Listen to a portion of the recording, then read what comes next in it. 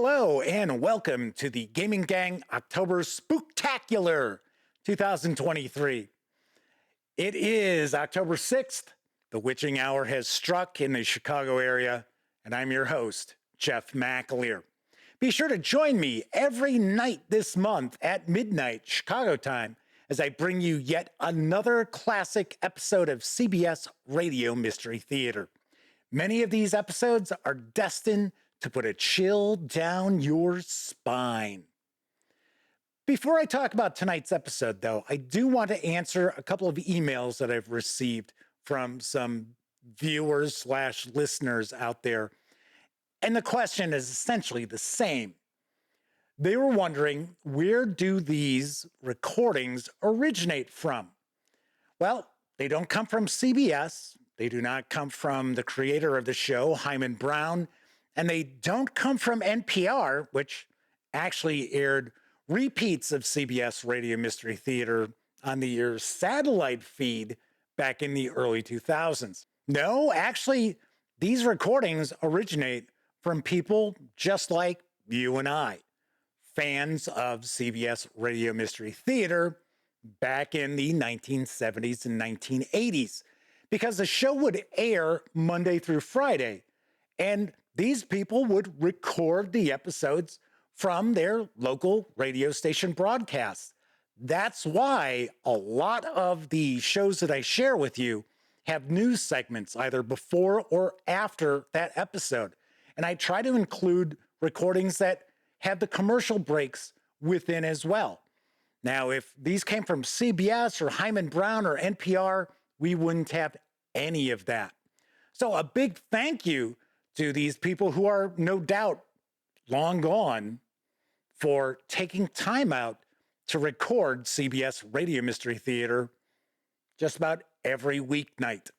Should also mention that there are 3 cities that a lot of these broadcasts originated from: Kansas City, Seattle, and Chicago. Now, I'm not saying that all these recordings only come from those 3 cities, but a good number of the episodes of CBS Radio Mystery Theater that I do share come from those 3 cities.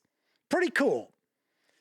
Tonight's tale is a pretty wild one, which features an elderly and dying Adolf Hitler living in Mexico City and a group of fanatics who are aiming to do all they can to extend the dictator's life. What do these mad scientists have planned for a revitalized Fuhrer? Turn out the lights and give a listen to The Rise and Fall of the Fourth Reich as it aired on Newsradio 78, WBBM Chicago on May 16th, 1975. The CBS Radio Mystery Theater presents...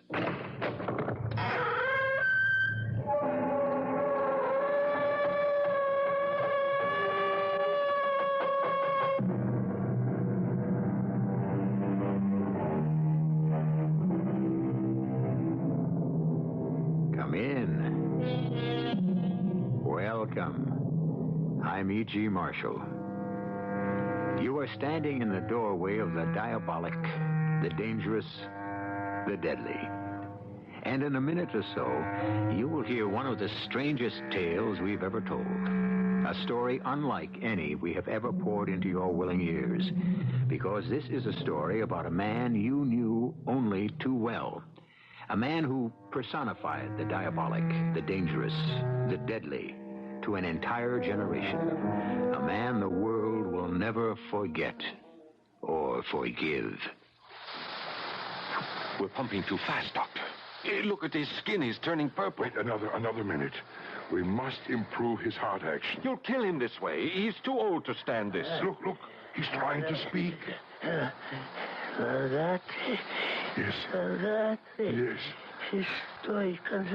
Yes, my Führer. Yes, I know. You are tired, my Führer.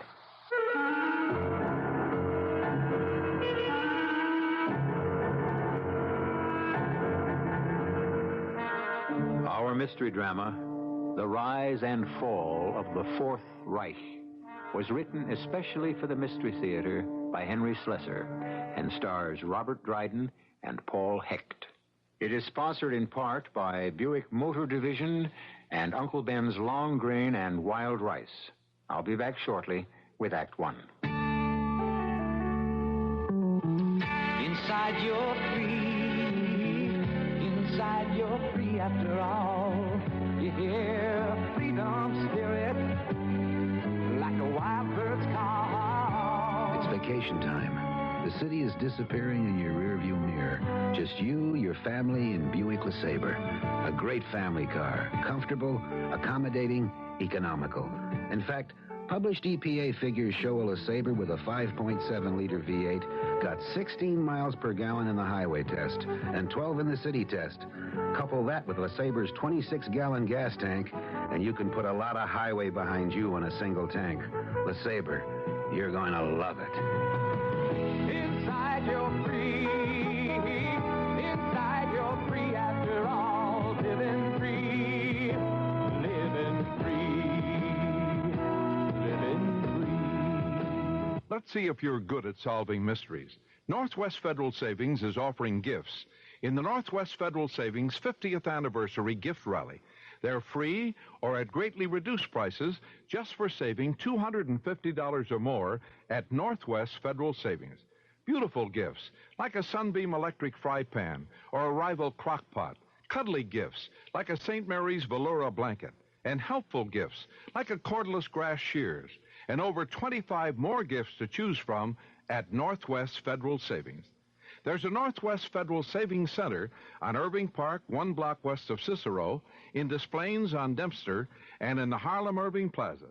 Now, where's the best place to save? Northwest Federal Savings, of course. That shouldn't have been hard to figure out. And your gifts shouldn't be hard to get, because Northwest Federal Savings is open 63 hours a week. It's Northwest Federal Savings Time, 63 hours a week.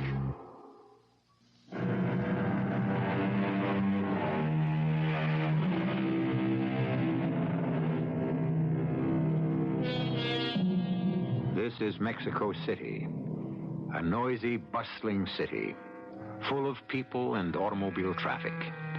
Right now, we're standing at the intersection of the Paseo de la Reforma and the Avenida de los Insurgentes.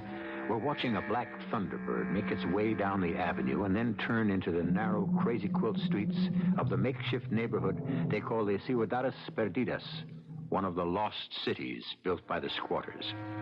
There are 2 men in that automobile. One of them is a man of 71 years, and his name is Dr. Hans Bunderschoff. The other is a man who has many names, so we'll let him introduce himself. You can call me Gunter. When I lived in London, I used the name George Brighton. When I lived in New York, I called myself... What's the difference?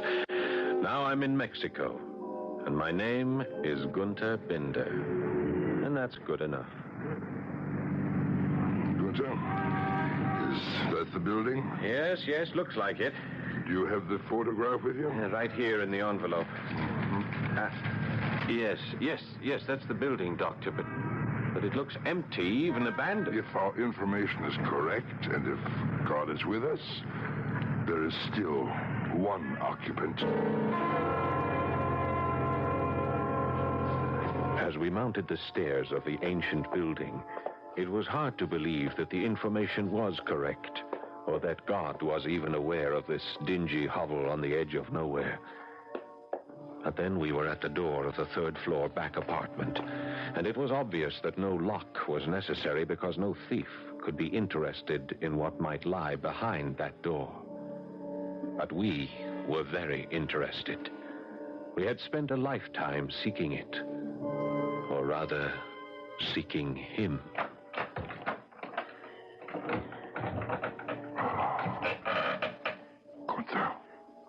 Gunther, look. Dear Lord. He doesn't look alive. Yes, but he's breathing. You can see him breathe. Doctor, how can we be sure? He doesn't look like... There's barely any resemblance. He's 86 years old, Gunther. What did you expect? But we are sure it's him? There's no question of verification. It's him. The one we have sought for so long. I must try to speak to him. He's unconscious. He won't hear you. I must try. My Fuhrer. My Fuhrer. Can you hear me? My Fuhrer. We have come to take you home. But our work was just beginning. First, we emptied the trunk of our rented automobile, and I brought the heavy black suitcase containing Dr. Bunderschaft's apparatus up the 3 flights of rickety stairs.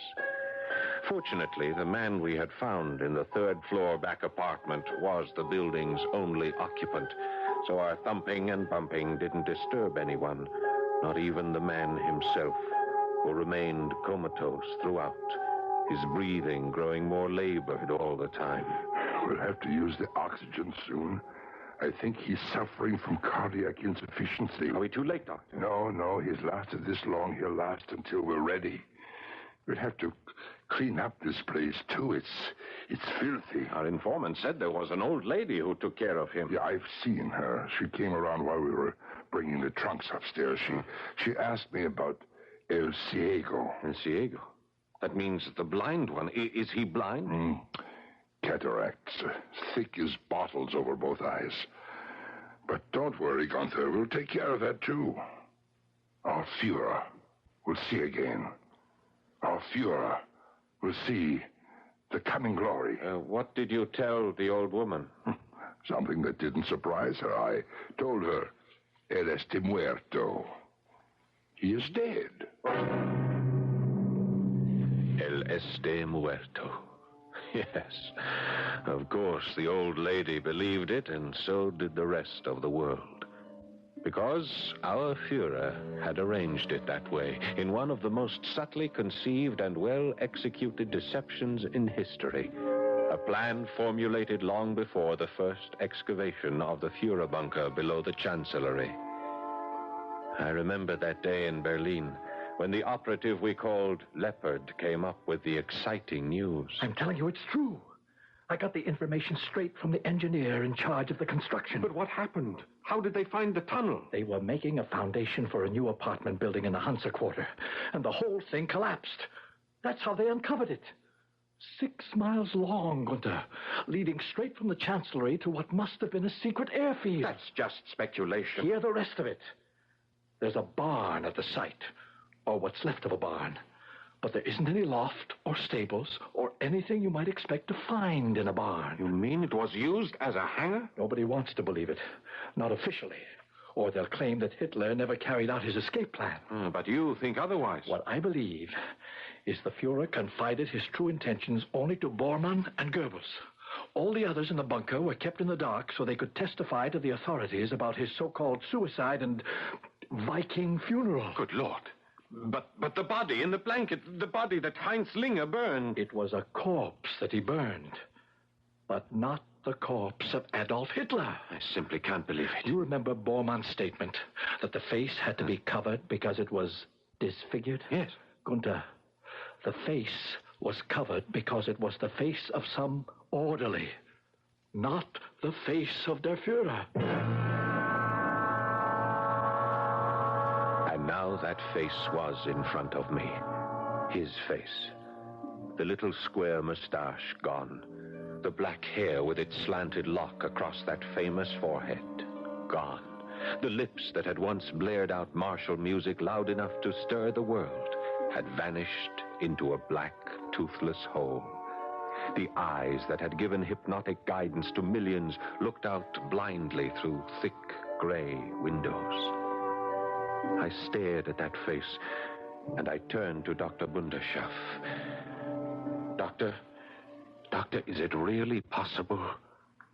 Can we make him smile again? It is possible, Gunther. We can make him smile and feel happiness for the future. But first, we must make him understand.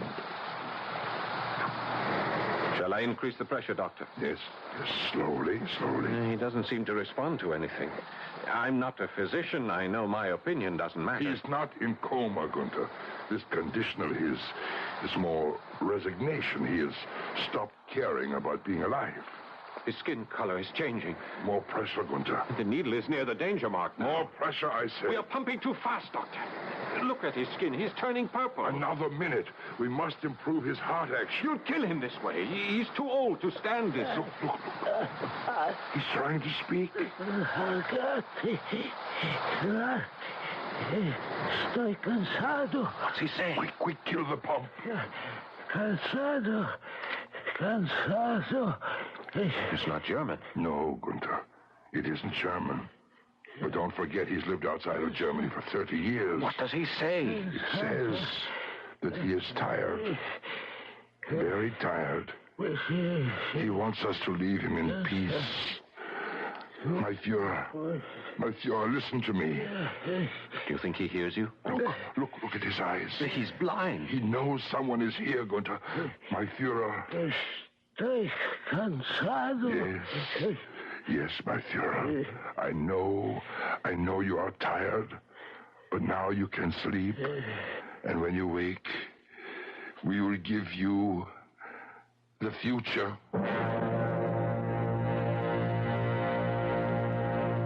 It was another 24 hours before Stiller arrived. Stiller was a doctor, too, but he was able to do something that Dr. Bunderschaft could never do. He was an ophthalmologist, and he would apply his surgeon skill to the cataracts that prevented our Fuhrer from seeing the men who had come to restore him to power. I'll do what I can, Hans. But don't expect me to perform miracles. Well, why not, Stiller? We have performed one. We have found him. It's not enough simply to remove the cataracts. He'll need to be fitted with special glasses. Perhaps not. Not after our endocrine treatment. Hans, you still persist in this dream. I know what I have accomplished before. I know what I can accomplish now. But this challenge is too great. A man of his age, in his condition... I will need your assistance, Schiller. Gunther is a fine young man, but he lacks professional skill. I'm an eye doctor, Hans. I know nothing about glands and hormones and all your other mysteries. Please, Stella, help me. Help me make it worthwhile for those eyes to see again. All right, Hans. If you can believe in miracles, I suppose I can, too. The operation was performed. From Stiller's point of view, it was a success. The gray clouds covering the old man's eyes were lifted, but it was only after new strength was pumped relentlessly into his bloodstream, after stimulants had excited the action of his heart and liver and pancreas and nervous system, did we see any reaction or result. And then the moment arrived. The moment when Adolf Hitler opened his eyes and spoke to us. Who are you? Did you hear me? Who are you? What do you want of me? We are your subjects. What?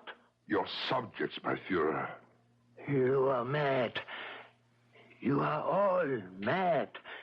I am no one. Let me alone. Let me die. No, my Fuhrer. You will not die. Stop calling me that. My name is Marcus. Please, listen to me carefully, my Fuhrer. My name is Hans Bunderschaft. I am a doctor, an endocrinologist. I served your cause for many years. I have performed thousands of experiments on behalf of the Reich. Experiments probing into the very core of life itself. Yeah, please. You must stop this. I will not hear more of this talk. These lies. I am nothing but an old man. My Fuhrer, please, hear me out. While you were bringing Germany victories on the battlefield, I was seeking victory in the laboratory. I failed, just as we all did. Failed? Failed? We were betrayed. Yes. Betrayed, of course. And out of that betrayal, we were defeated. But out of that defeat may now come victory. Victory? What are you saying? He speaks the truth, my Fuhrer. Who are you? I am Gunther. Gunther Binder, your subject, too. This is madness. I know that I was too young to serve your cause when you first brought glory to our nation, but my father served it and died for it, and now I want to be part of the new glory. New glory? What are you raving about? Lunatics! Tell him, Doctor, please. No, Gunther. You tell him. All right, I will. My Fuhrer, we have come to restore you to power. As you can see, we have found ourselves in the middle of a horror story. A nightmare made all the more terrifying because of the reality that inspired it. But can Dr. Hans Bunderschaft make good on his incredible promise?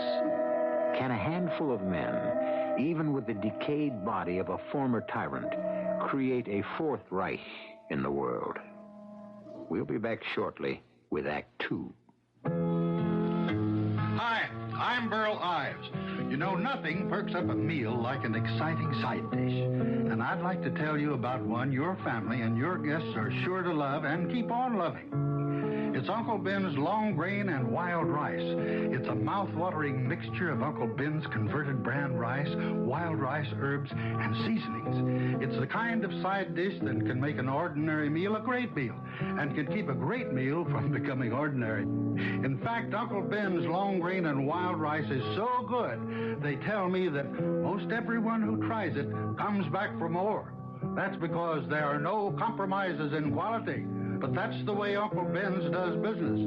So, to make an ordinary meal a great meal, try Uncle Ben's long grain and wild rice. And to make sure you get the quality ingredients and good taste I've told you about, make sure it's Uncle Ben's. True Value Hardware stores now have a new True Test paint that'll let you get away with murder. True Test Supreme Easy Care Latex Flat Enamel. A flat finish wall and woodwork paint that scrubs clean like enamel. It stands up to abuse that would be lethal to other paints. Most dirt and stains, telltale fingerprints, and evidence of evil deeds wash right off. Easy Care is the ideal paint for anywhere in your home, especially where children play. There's no need to cry whodunit when you find a crayon mark on the wall. You can even scrub Easy Care without scrubbing off the paint or leaving a shiny mark. True Test Supreme Easy Care Latex Flat Enamel. You can't rub it out. It's sold exclusively at True Value Hardware stores. They sell paint and give away advice on how to use it. Well, right now you can get their 32-page book, Let's Live Color, free for the asking. It shows how to use color creatively, inside and outside of your home. Just write to Free Paint Book, Box 6868, Chicago. That's Free Paint Book, Box 6868, Chicago, 60680.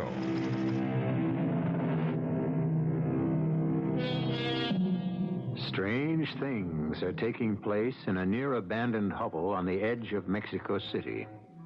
The third-floor back apartment has been converted into a clean white box of a room filled with gleaming chrome apparatus and the smell of strong chemicals. But there is something more than medical progress being discussed. For the men who have gathered in this room are discussing surgery on the world. Don't misunderstand, my Fuhrer. We are not men of politics. We know there are others who can guide you better than we. Politics? I know nothing of politics. Why should an old man know anything but the water he drinks, the food he puts into his mouth? But you remember this much, my Fuhrer. You remember that politics is power. Nothing more. Power? And is that what you offer me? Are you my army? My legions? Is this my new chancellery? But we speak of a different power now. There is only one power. Strength. And I have none. Here, look at me. I am old, dying. But the power we are talking about is strength. Strength, life, youth. Youth? Now I know you are mad. You would make me young again. Yes. Yes, my Fuhrer. We can give you back the years that were lost in Germany when you so wisely escaped from Berlin. We don't know how many years we can promise you or how much vitality we can restore. But it will suffice for your return to the fatherland. Hans, look at him.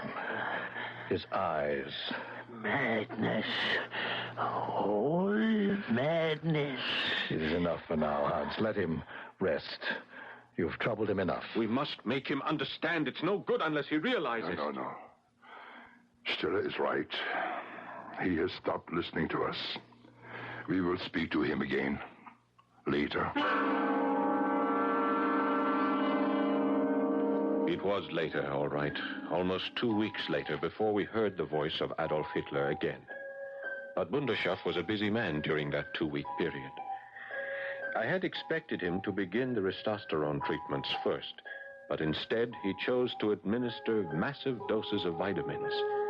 And then he began a series of amphetamine injections whose effects he watched with concern for the stamina of Hitler's heart. But the Fuhrer survived. And then Bundeschoff began the critical phase, the hormonal injections which he had used to restore temporary youth to gray-haired rodent veterans of the laboratory. Stiller and I watched the procedure in awe and skepticism. The man isn't a rat, Hans. It's simply not the same thing. We have had similar results with primates, Stiller. And don't tell me now that a man is not an ape. I still cannot believe in this miracle of yours. But he is stronger. You can see that for yourself. He grows stronger every day. But will he grow younger? We'll soon know. And then, on the night of the 10th day, we were awakened by a horrendous cry. No! My God, what is it? It's him. The Fuhrer must not be bound by existing legal regulations. The Fuhrer is leader of the nation, supreme commander of the armed forces, head of government, supreme executive chief, supreme justice, and leader of the party. He's out of his head. Yes, my Fuhrer, please, easy. Lie back. Yeah. Lie back and relax. Yeah, I must conserve my strength. Yes, that's right, you must. My strength is the strength of Germany. Seems to have gone back to sleep. Yes, he sleeps. And this time, his dreams are brighter. Much brighter, Günther.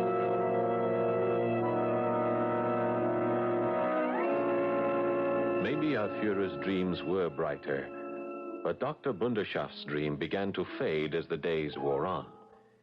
Despite daily massive doses of the hormonal formula, there seemed to be little change in the years that lined the face of Adolf Hitler. And Stiller began to question whether the dream would ever be fully realized. Hans, why do you persist? I was never convinced that your primate experiments were valid. Everyone has been skeptical. Most of all myself. But I know it is true, Stiller. You should have conducted other human experiments first. To begin with this There one. could not be a more important beginning. Or ending. Didn't you have many deaths? Even among your apes? Yes, there were errors. A sudden change in the androgen balance can sometimes be dangerous. And if such a change occurs now, what will you have? A dead old man? No, this is one thing we must not have. Merely a dead old man.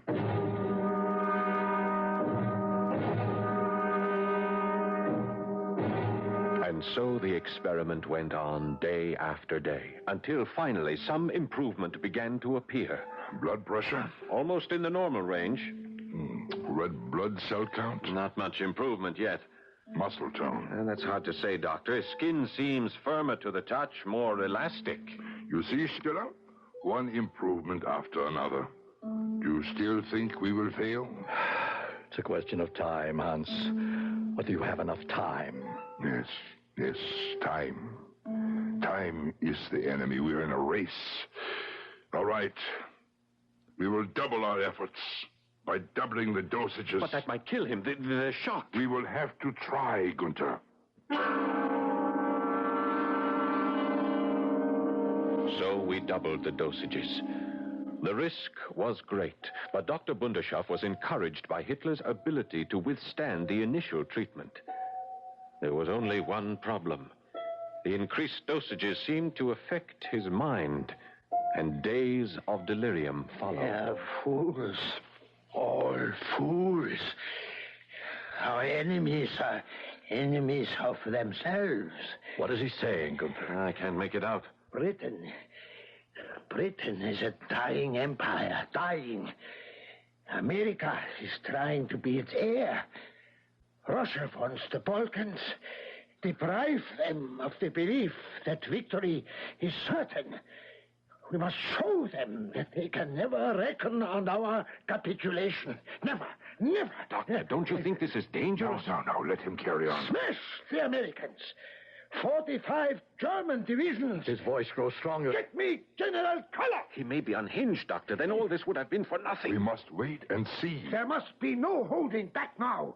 No commander must hold back his forces. Disobedience will be punished by death. Koller, I hold you personally responsible. Do you understand? What is he saying? Who are those people? He commands generals who are gone. I say that he's mad. I say this whole experiment is mad. No, Stiller. The Fuhrer only dreams. He must dream of yesterday before he can dream of tomorrow. The second miracle took place that same day. Here, careful. Yeah. Lift him carefully. Here, Doctor. Let me help you, sir. Are you sure it's all right to do this, Hans? Yes, I think we can. All the life signs are encouraging. His pulse, his color, his blood pressure. Even his eyes seem to be in better focus, Doctor. I think he's beginning to see us. His lips are moving. He does see us. My Fuhrer, can you hear me? Can you understand what I am saying? My Fuhrer. Who are you? I told you my name. It is Bunderschoff. You are German? Yes. I am German, and I am a physician. Why are you here? What is your purpose here? My purpose is reincarnation, my Fuhrer. There is no such thing. Then I will use the word rejuvenation. You can make people young again. It has been my goal for all the years of my life. And where were you, Doctor, during the war? I was assigned by the SS to Dachau to participate in the noble experiments of racial hygiene. But I convinced my superior, Dr. Sigmund Roscher, that I would be better utilized in research, which would uncover the mysteries of the aging process. I know of no such experiment. It was to be Dr. Roscher's surprise present to you, my Fuhrer. A gift such as no loyal subject had yet given you. The secret of eternal youth itself. And so, what became of this gift? Dr. Roscher abandoned the experiments after our early failures. Like Steinach and Voronov before us, our efforts produced only short-lived improvement in the aged. We were forced to conclude that the testes of man were useful only in the formation of spermatozoa and the secretion of hormone. Yeah, I understand nothing of this. That even the synthesis of testosterone was of no great consequence, although testosterone was one of the chemicals I still employ in the process. What process? The process I developed in Stockholm, where I worked after the war. It is no magic formula, my Fuhrer. It is a synergistic group of chemicals which I believe will eventually lead to an acceptable method of human rejuvenescence. Is it true? Is what you say really true? It is all true, my Fuhrer. You can make me as I was? We can do only so much. But it will be enough for the cause, enough to make the world tremble at your resurrection from the dead. The world. And when you make your reappearance at the proper time, in the proper place, it will be like a lightning bolt illuminating the planet. That is our hope, my Fuhrer. We wish it to be your hope, too. Hope. But I had abandoned it 30 years ago. But we bring you hope again, my Fuhrer. Hope for a new beginning, the beginning of the next 1,000 years. Tell us your thoughts. Tell us what you wish. Very well. I will tell you what I wish. I wish for something to eat. And with those words, we knew that it was going to work. That our Fuhrer was back among us again. That the day of the Fourth Reich had dawned.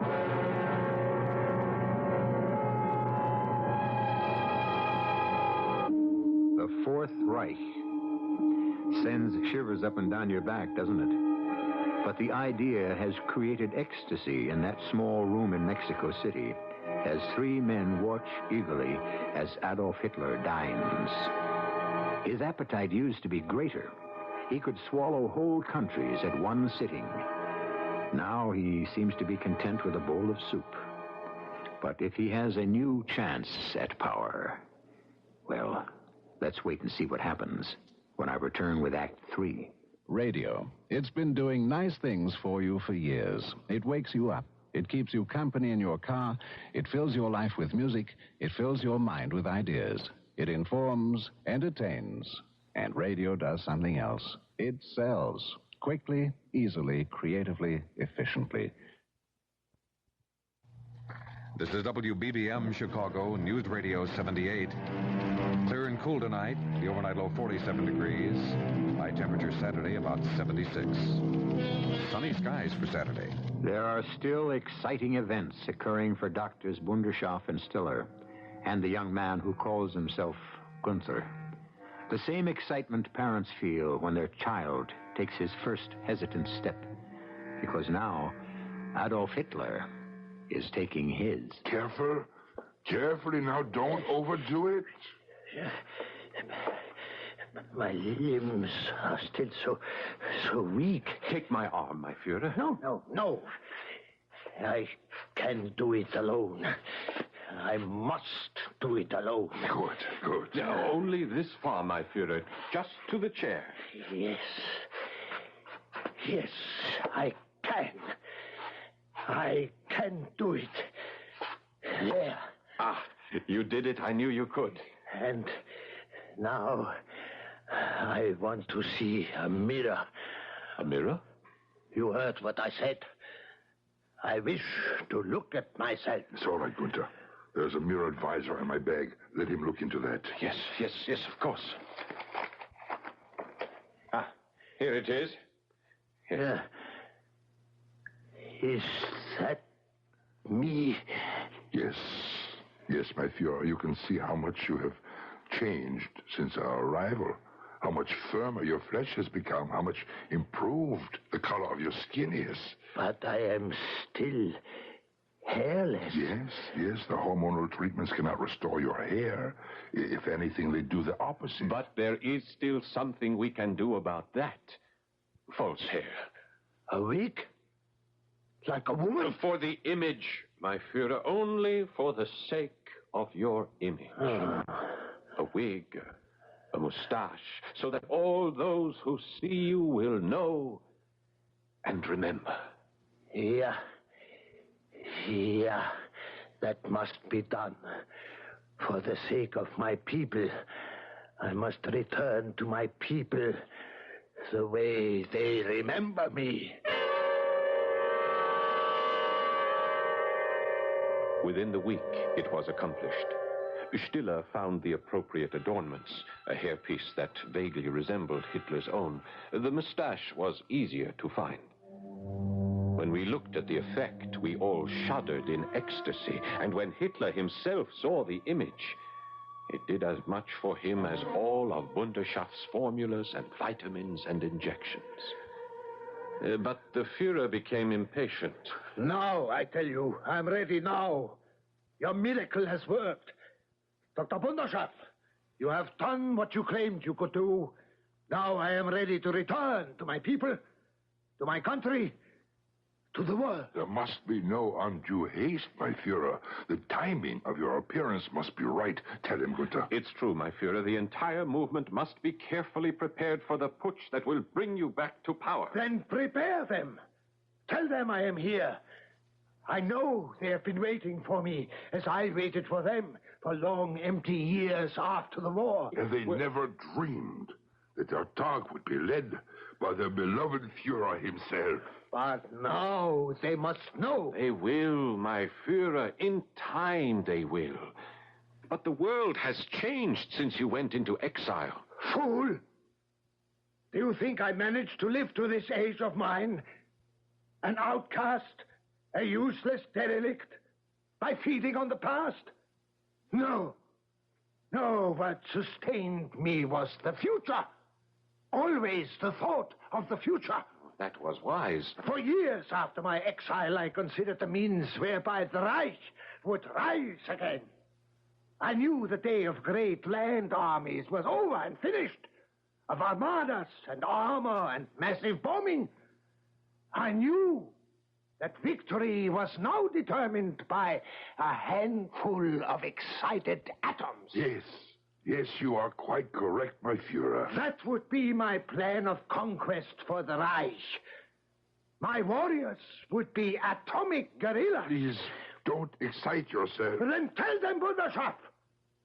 Tell them I am ready. Yes, my Fuhrer. We will communicate with the Vaterland and tell them. Dr. Stiller left us that afternoon. He had a serious operation to perform on the retina of a close friend. It didn't matter, however. His part in the experiment was over. Mine, though, was still important. I left the small room on a series of errands, shopping for the vegetable staples which constituted the diet of Adolf Hitler, buying pharmaceutical supplies and picking up a large, flat box at a tailor shop whose proprietor seemed mystified by what he had just delivered into my hands. Here it is, Doctor. Yes, it's perfect. Exactly what we wanted. And now to find out how well it fits. 20 minutes later, Adolf Hitler was in full uniform. He stepped out in front of us, a willing model, turning to give his audience the full benefit of the effect. His right hand was on his hip. The left, still useless from the bomb damage that had destroyed his nerves, was held rigidly at his side. An iron cross hung from the breast pocket, and there was a black, white, and red armband circling his left arm, the sign of the broken cross. But there was one other thing in the image before us, the most electrifying sight of all. Adolf Hitler was smiling. They call you Günther. Yes, my Fuhrer. I will call you Günther, too. Thank you, my Fuhrer. You will be rewarded, Günther. You and Dr. Wunderschaft and Dr. Stiller. You will all three be at my side in the coming days of victory. You will be privileged to witness the birth of true peace in this world. True peace, Günther. You know what that is? No, my Fuhrer. Not the peace of blind pacifists. Peace not supported on the palm leaf fans of tearful pacifist mourning women, but founded on the victorious sword of a lordly people that puts the world to work for a higher culture. Do you understand, Günther? Yes, of course. Why are you sweating? What's the matter? Oh, it's nothing, sir. I am just overwhelmed. My Fuhrer, please, you must not excite yourself. Steiner must counterattack the Russians. The Luftwaffe ground troops must be alerted. Please, you must sit again. You've stood too long. Yeah, I must sit down. And you, Günther, you must come here. Go ahead, Günther. Günther, kneel down. Yes, my Fuhrer. I'm kneeling. Günther, you must take this. No, my Fuhrer, no, not the Iron Cross. It is yours. No. I wish you to have it. I wish you to have it from your Führer's own hand. For bravery in battle. For exemplifying the ideals of Aryan manhood. Here, Günther, my son, I give you... Wait. What is that? What, my Fuhrer? This chain around your neck. Only a chain, my Fuhrer? But this ornament hanging from it... It's not an ornament, my Fuhrer. It is a symbol. It is called the Star of David. What? The Star of David? The Jewish Star of David? It was given to me by my father. No, not from his hand directly. He was dead when I received it. Wunderschaft! Wunderschaft! Do you hear this? You are harboring a traitor! A traitor! The truth is, I took it from his body. I was only 5 years old at the time, but I had the sense to take it from him before it was taken by the guards at Auschwitz. Wunderschaft! Do you hear? Kill him! Kill him! We are betrayed! It's taken me 36 years to get here, my Fuhrer. 36 years after my holiday in Auschwitz. 34 years after Dr. Russia froze my mother and father to death before my eyes.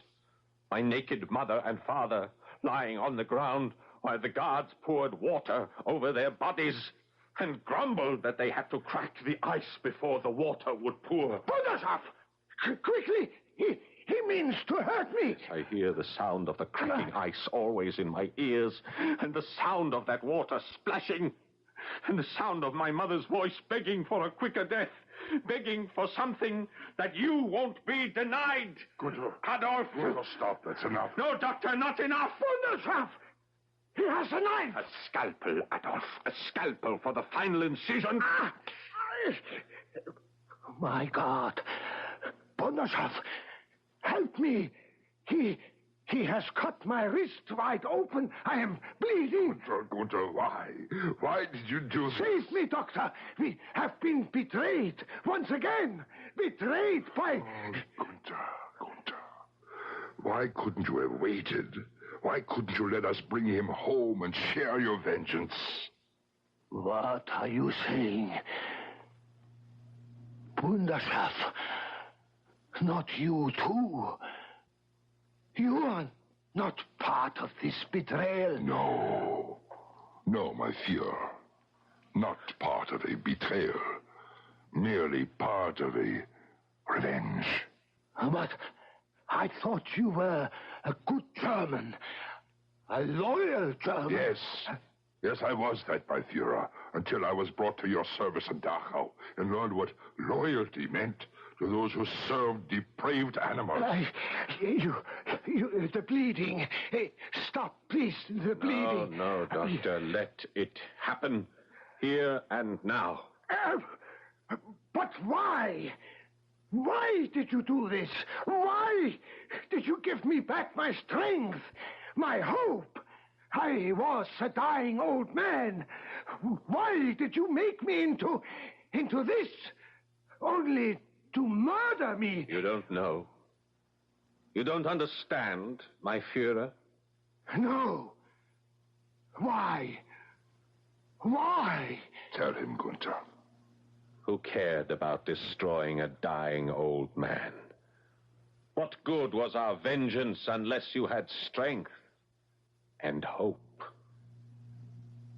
Now, do you understand, my Fuhrer?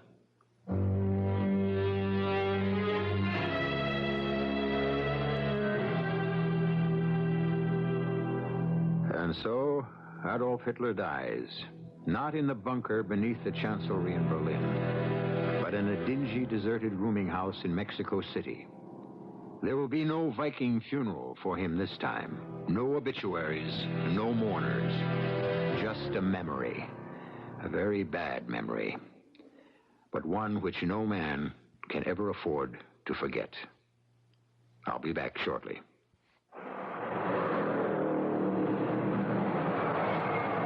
Ever been riding along in your car and hear a radio announcement asking you to go to your local hospital to make an emergency blood donation? Hospital for donors with B-negative blood. Happens every day. Call that hospital immediately. How come blood is in such short supply that emergency pleas have to be made? Because not enough people give blood. It's that simple. We know you're busy these days, but think, you're alive and well, too. And you could help others to be that way. Your easy donation of blood to Red Cross or any other volunteer blood bank actually helps a number of people. Because the blood you give is split up into various components, sometimes as many as 5. It gives life to a whole lot of people. So don't wait for an emergency announcement before you call your local Red Cross blood bank. If you call now, there doesn't have to be a blood emergency. Today's weather, sunny and mild, high near...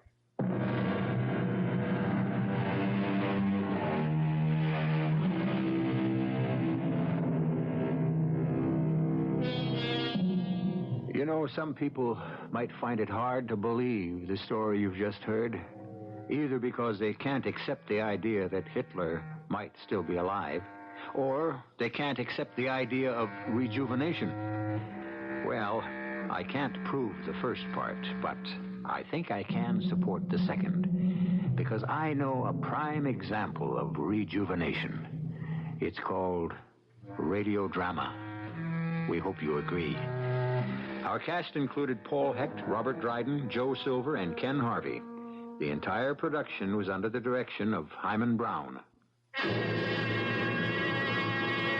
And now, a preview of our next tale.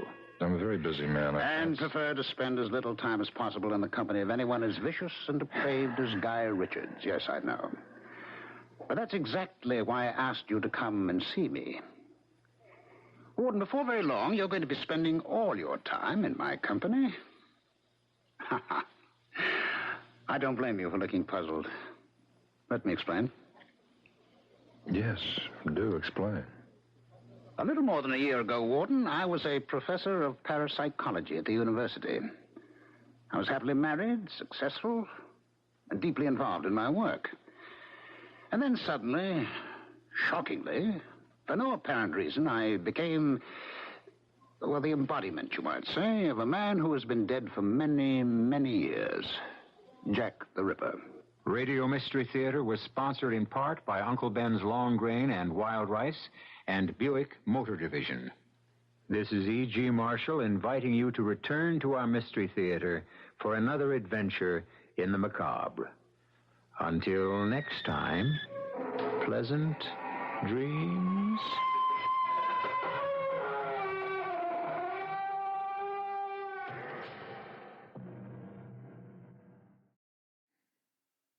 I'd say that is a most satisfying ending for Das Fuhrer and the Fourth Reich. Thanks for catching tonight's episode of the Gaming Gang October Spooktacular 2023. Please join me every night this month at the stroke of midnight Chicago time for another episode of CBS Radio Mystery Theater, drawn from its catalog of 1,399 shows. Be sure to like this video and subscribe to the channel. If you do subscribe, don't forget, ring that bell because it'll let you know when new episodes of the Spooktacular arrive, as well as when my live stream, The Gaming Gang Dispatch, airs Tuesday, Wednesday, and Thursday evenings at 7 p.m. right here on YouTube. And when I upload tabletop game reviews and first looks as well. So there's a lot going on here at the channel, that is for sure. Now, of course, when you're not watching videos or listening to videos, I guess we'll say, here on the Gaming Gang channel, be sure to visit thegaminggang.com for all the latest in tabletop gaming news, reviews, and a whole lot more you won't find here on the YouTube channel. You know the drill. Get your geek on at thegaminggang.com. Once again, I'm Jeff McAleer. I'll be back tomorrow at midnight Central Time with The Witch's Almanac, which originally aired on CBS Radio Mystery Theater, May 26th, 1975. And until then, pleasant dreams.